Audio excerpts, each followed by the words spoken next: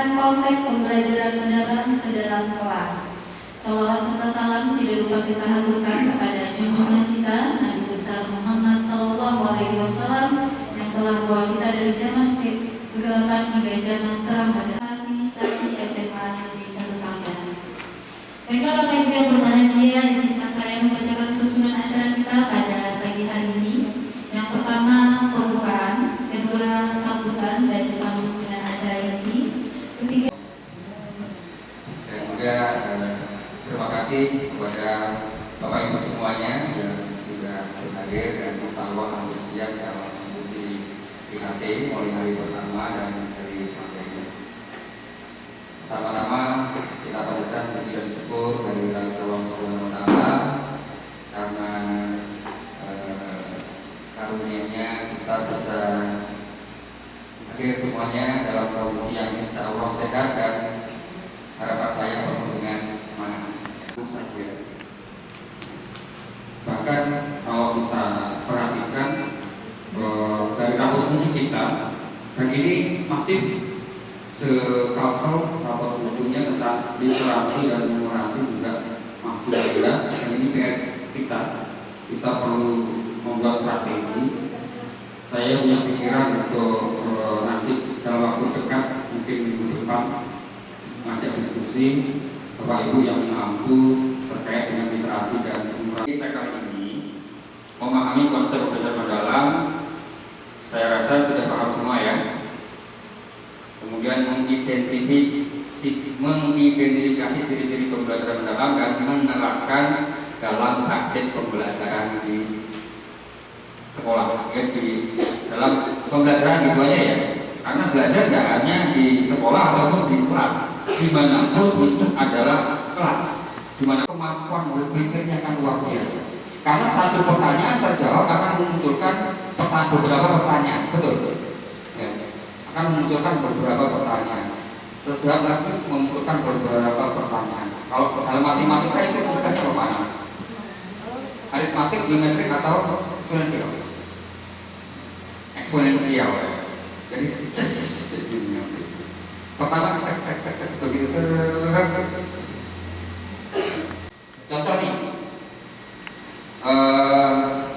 anak-anak kita suruh nyangkul, kita nilai nyangkulnya tanpa kita ajari cara nyangkul. Berarti ya kalau anak-anak nggak nilainya jelek, yang salah siapa? Yang nyuruh kan? Udah tahu nggak bisa nyangkul, pegang cangkul aja yang benar nggak tahu lah kok dinilai kualitas cangkul. Matematika juga gitu, the mother of science, kita buang itu semua. Semua ilmu itu dibangun, ditemukan, dibangun dan dimanfaatkan untuk menyelenggarakan kehidupan. Titik. Di buktian ini nanti untuk bukti dokumen kita bikin portofolio digital. Ya.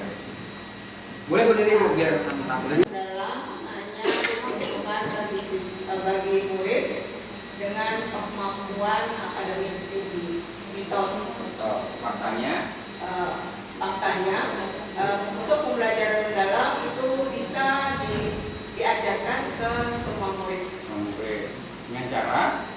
Dengan cara kalau pembelajaran mendalam tadi harus mereka memahami, guru berusaha agar muridnya memahami, kemudian mereka bisa menganalisa, kemudian mereka juga bisa mengaitkan dengan kehidupan sehari-hari. Gimana? Artinya kemarin waktu membuat rencana pembelajaran, biar di situ mengidentifikasi kesiapan belajar anak kan. Kita tahu profil anak. Nah, ini nanti perlu kita mapping Pak Roso ini dokumennya kita siapkan. AI siap membantu. Jangan berpikir sulit. Tidak dipermudah sejawat membantu guru menjadi agen transformasi.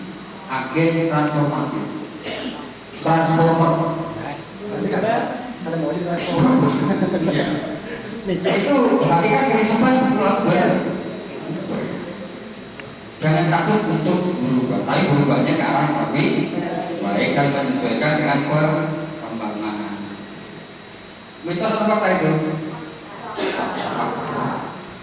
Yang keenam, ya, siapa yang mengumumkan perubahan iklim atau climate change, kita sudah masuk ke bencana pangan. Hati-hati, bencana pangan sudah masuk. Dan peranan nanti akan lebih karena bencana pangan. Kalau sebelumnya energi, nanti akan pangan. Maka kita harus mandiri pangan. Dan kita di sini karakter masyarakatnya dekat-dekat itu sebagai lumbung pangan. Artinya kita siapkan anak untuk mau membangun ketahanan pangan yang sesuai dengan kondisi tantangan climate change, masalah global. Kondisinya kita sudah masuk ke climate change ya, perubahan iklim. Guru untuk terus belajar memfasilitasi anak beradaptasi dengan climate change yang mengakibatkan perubahan, mengakibatkan bencana pangan. Kalau nggak makan gimana? Bagaimana berinovasi memanipulasi teknik pertanian agar adaptif dengan perubahan iklim.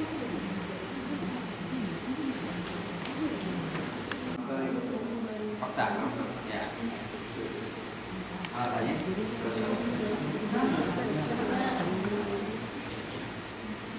Alasannya karena ada perubahan iklim, maka guru harus menyesuaikan dengan hal yang baru. Apa itu?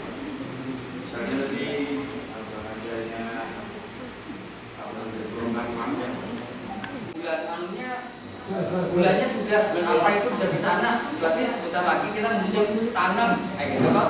Dan itu pasti itu nggak kepake lagi sekarang. Termasuk periodisasi musim. Maret itu sudah serat-seratnya sumber kan.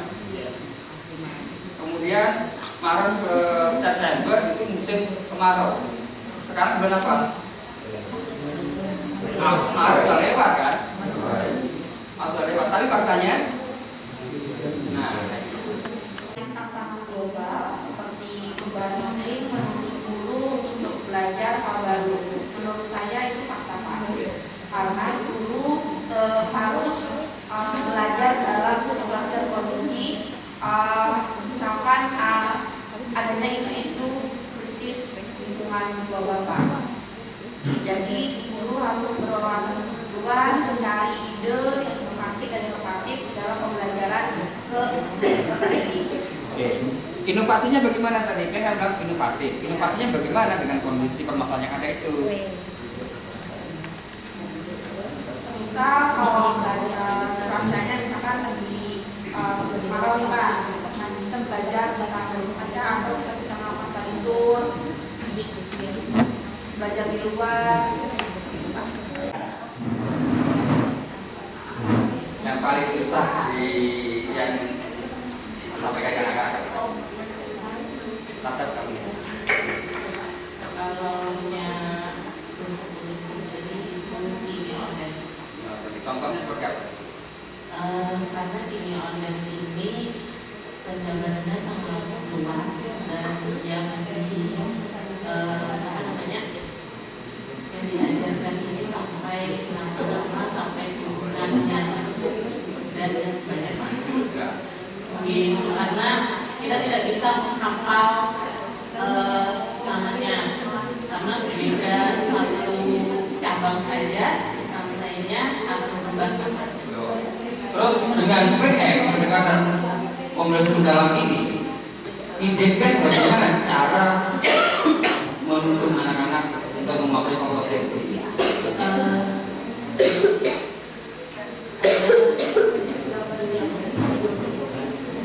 Karena untuk proses jadi Idenya menurut Ibu itu harus anak-anak itu dikenalkan kimia organik itu benar-benar dari tahap awal. mereka harus mengenal dulu fungsinya sebagai apa, namanya apa, baru mereka bisa belajar yang lebih dalamnya. Namanya kimia ini kan banyak materi yang abstrak kalau menurut Ulun. Jadi kadang Ulun rancang kayak mereka tuh praktek tapi dengan bahan-bahan yang ada di sekitar mereka. Misalnya kayak untuk reaksi kimia, Ulun ajarkan misalnya kayak soda dicampur dengan cuka, itu akan menghasilkan reaksi apa. Jadi mereka melihat, merasakan sendiri, mencoba sendiri, baru habis itu mereka cari, oh ini cuka itu nanti apa sih nama bahasa kimianya, kita tahu cuka, tapi ternyata di kimia ada nama lain lagi. Anak tolong dicatat ya, kita siapkan sarananya. yang lebih mudah mungkin Pak itu Pak. Yang tahu. Sama-sama organik gitu Pak, jadi dibikin apa? Jadi akan ada juga akan potong-potong gitu Pak. POC, organik cair. Iya, yang habis itu disiram pakai air yang deras, akhirnya jadi alami. Itu sebenarnya bisa untuk siswanya coba di rumah masing-masing. Kalau Pian sebagai muridnya lebih nyaman belajar seperti apa? Yang dari misalkan sampah nih ya, sampah diolah, kemudian anak belajar secara kimianya atau teori, belajar secara teoris. Nyamannya seperti apa? Kalau Ulun waktu belajar, Ulun seneng aja sih Pak belajar. Cuma kan memang kalau pakai teori itu lebih lama ingatnya Pak, teori. Dengan praktek itu lebih lama ingatnya. Kalau Ulun sendiri. Dengan praktek lebih lama ingat. Iya, karena lebih mengingat apa masuk di lokal memori Ulun waktu praktek waktu sekolah gitu Pak. Daripada Hai keluarga tinggi. Ya, maksudnya untuk soal-soal biasanya kalau Ulun waktu ini Ulun bikin soal bentuk cerita. Kemudian dia harus memahami cerita, kemudian memodelkan cerita tersebut ke dalam model matematikanya, baru membuat penyelesaian. Nah, model seperti itu yang disebut dengan hot. Kalau misalnya langsung aja soal ini kerjakan penyelesaian itu orientasi untuk biasanya penerapan dalam kehidupan sehari-hari. Apa istilahnya, berfilosofi. Besi itu hanya akan tajam dan kuat ketika ditempa dan diasah. Mari kita asah dan kita tempa diri kita. Dan itu saya lakukan waktu kuliah.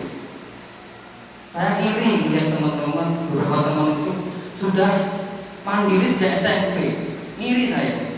Akhirnya saya terinspirasi mau mencoba. Akhirnya dari sablon, Pari halo, jadi tukang sablon. Jadi saya hidup dari sablon kuliah sampai jadi guru pun masih hidup dari sablon. 3 bulan nggak pulang saya.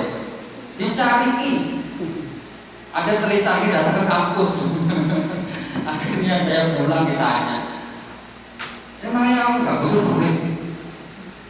Nah, terus saya ngomong sama bapak saya, anu Pak, mulai sekarang saya nggak usah dikasih jatah. Saya mau mencoba belajar untuk berusaha sendiri. Tapi berbasis masalah, berbasis produksi, dan kita lakukan secara inquiry. Jadi kita tekankan ini. Ya. Nah ini contohnya. Topiknya bencana longsor.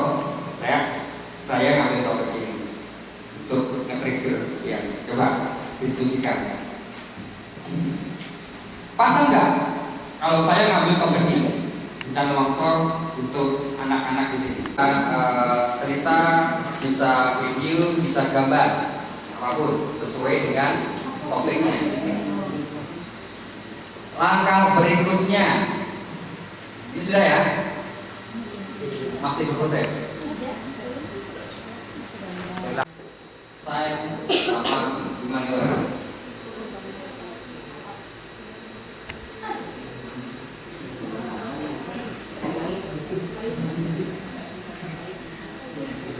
Pertama pilih topik sesuai dengan kondisi kita.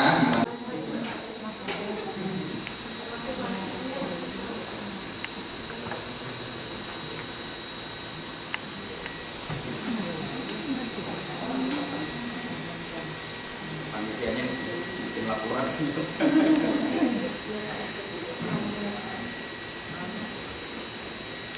Yang kita target, yang kita tujuan kita ngajak itu adalah kompetensi. Kompetensinya apa? Kemampuan berpikir.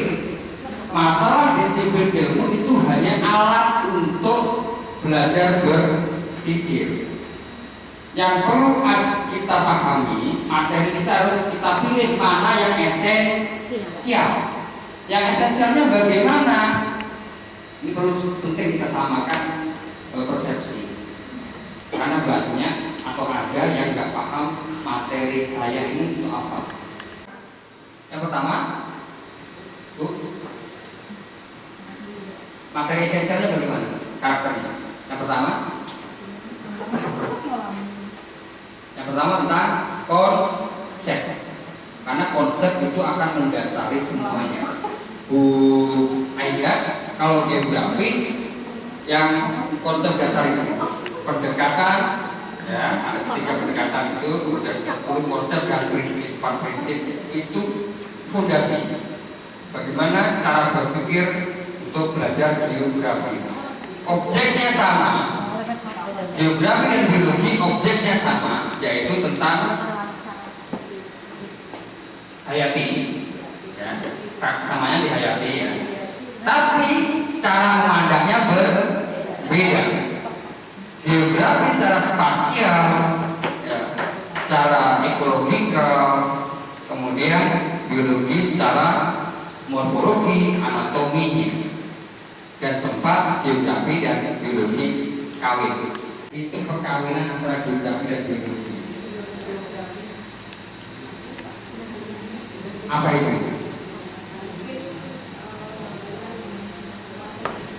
Kalau dalam penerapan di kelasnya belajarnya tentang apa?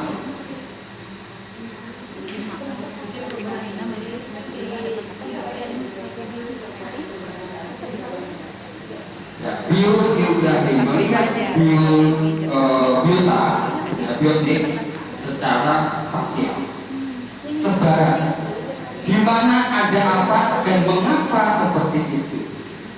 Nah, itu perpaduan antara geografi dan biologi. Lanjut. Setelah mengamati lagi, kemudian kita bertanya. Bertanyanya bukan hanya ini saja ya, bukan hanya mengapa saja ya. Bisa kan sesuaikan 5W1-nya itu. Berikutnya eksplorasi. Karena tadi longsor terkait dengan wilayah tanah dan curah hujan. Ini kalau dalam sistem informasi geografi nanti menggunakan overlay, sehingga mendapatkan poligon mana yang paling rawan. Produknya peta rawan bencana di daerah tambak, contohnya. Pendukungnya nanti peta rawan bencana angin. Punya jalur, nanti punya jalur. Dan jalur itu apa kok di situ? Nah, ini yang penting. Tanya mengapa jalurnya ini kita tampilkan peta itu, Bu? Mengapa kok di sini jalurnya kok nggak rata?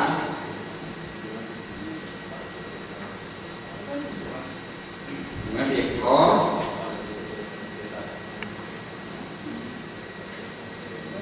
Sudah dapat eksplorasinya.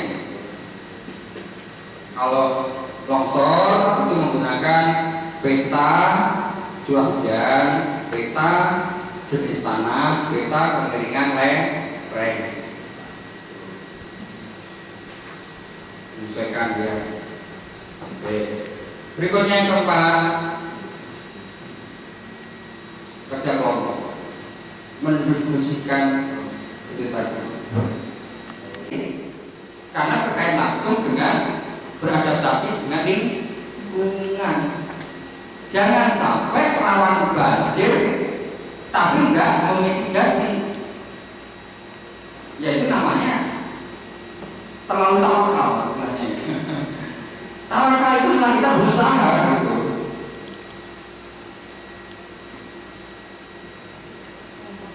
Dan programnya berikutnya refleksi, menyimpulkan pekerjaan mereka, hasil belajar mereka tadi sesuai dengan konsep refleksi itu bagaimana proses belajarnya, kemudian hasil yang didapatkan tadi sudah sesuai atau belum, kita pastikan, atau juga bagaimana pengembangan dari hasilnya itu. Bukan menyimpulkan materi ya, menyimpulkan proses ya, maksudnya itu refleksi itu. Termasuk pengembangan itu bagian dari refleksi. Waalaikumsalam warahmatullahi wabarakatuh. Untuk bahasa Indonesia, karena saya mengaku kelas 12, saya mengambil materi yang awal di pembelajaran di semester pertama. Materi apa? Materinya, topiknya mencermati informasi tentang tokoh melalui teknik membaca cetak. Pertanyaan tematik biasanya yang saya lakukan itu adalah saya menampilkan tokoh yang mana di situ ada tokoh yang memang tokohnya itu digandrungi saat ini. Contoh misalkan anak yang sekarang, yang tahun kemarin itu adalah anaknya Nagita Slavina. Jadi kan sebelum masuk kepada tokoh sastra di situ, jadi saya masuk yang memang mereka senang. Pertanyaan pemantik yang saya tanyakan, misalnya tokoh siapa ini? Nah, kenapa dia menjadi tokoh? Nah, seperti itu Pak. Terus yang berikutnya baru saya berikan mereka pertanyaan tentang tokoh sastra. Nah, siapa yang mereka kenal? Siapa yang mereka tahu? Yang mereka apa namanya? Itulah tadi untuk mengetahui tentang si tokoh ini tadi. Nah, jadi ini Pak ulun berbeda-beda melakukan tokohnya, terserah mereka mau pilih yang mana. Biasanya berkelompok. Situ diadakan diskusi setelah membaca, diskusi sesuai dengan tokoh yang mereka senangi atau yang mereka tahu. Terus mereka maunya nanti seperti apa kelanjutan pembelajaran, kan itu nanti ada beberapa kali pertemuan kan Pak. Nah, terhadap mata pelajaran pada saat itu. Terus beberapa set kemampuan mereka dan terus kira-kira apa kekurangan mereka dan bagaimana mereka mengembangkan supaya lebih baik dari hari ini gitu Pak. Mereka punya ide apa? Punya ide membaca tokoh mana lagi untuk melancarkan pembacaan cepat. Itu pengembangan. Oke. Berikutnya PKN. Gak ada.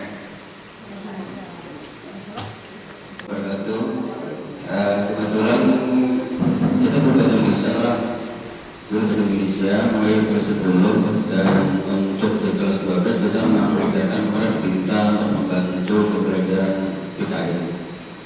Nah di kelas 12 kemarin kita mencoba memberikan satu pembelajaran yang berkenaan dengan butir-butir Pancasila.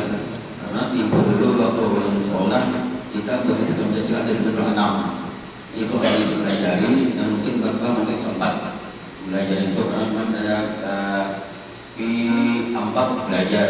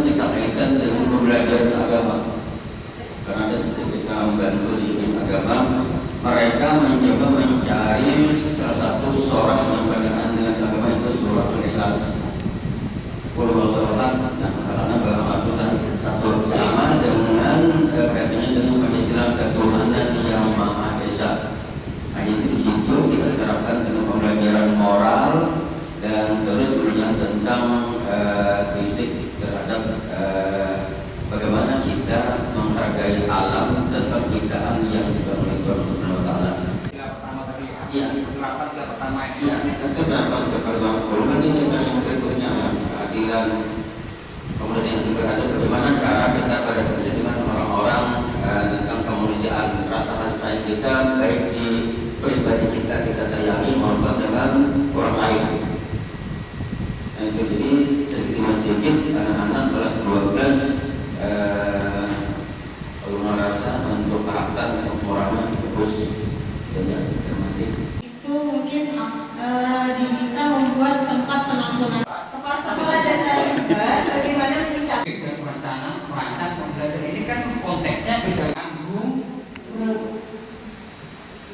Kita ambil hikmahnya Budi dan kawan-kawan yang lain yang mengaku lain itu tambah pengetahuannya otomatis